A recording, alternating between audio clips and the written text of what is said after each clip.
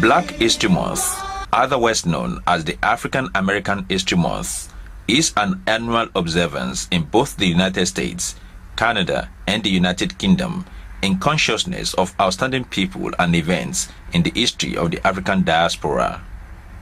The yearly observance was at the instance of a renowned American historian, Carter G. Woodson, who in 1926, in conjunction with the Association for the Study of Negro Life and History, resolved that the second week of February, which coincides with Abraham Lincoln's February 12 and Frederick Douglass' February 14 birthdays, and which had been in commemoration by the American black community since the 19th century, be adopted as what was then known as the Negro History Week.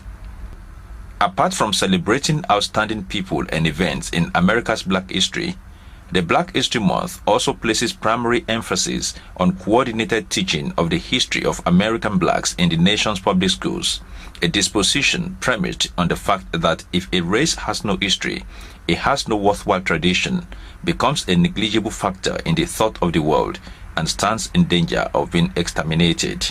And characteristic of this yearly observance, Americans of diverse heritage resident in Bronx Community Board 5 of New York City came together in obeisance to those American legends of black descent, both living and dead. The thing I like most about Lift Every Voice and Sing is that it was authored and penned by a black man by the name of James Weldon Johnson. He was a principal of a segregated school called the Stanton School. The ironing board, the concept of the ironing board has not changed. It was invented by Susan Boone. The ironing board still has the same structure as it was in the first invention.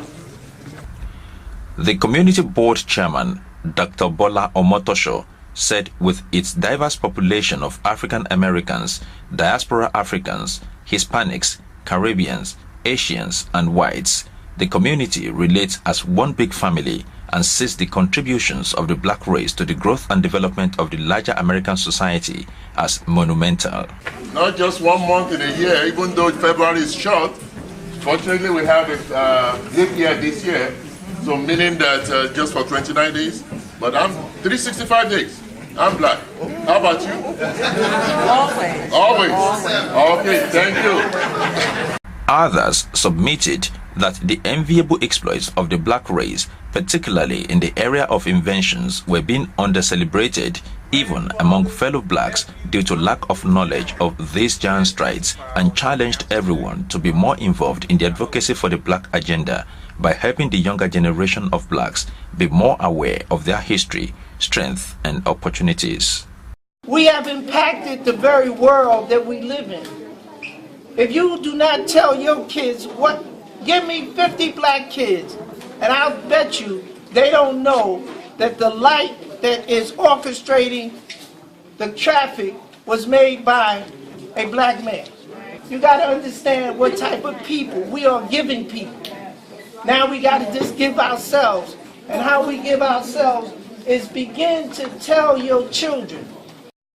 And as part of the celebrations, some outstanding students within the community were awarded the Yankee Scholarship in furtherance of their education, while both the son and family of a legendary saxophonist, Maxwell Lucas, otherwise known as Max the Sax, were singled out for celebration.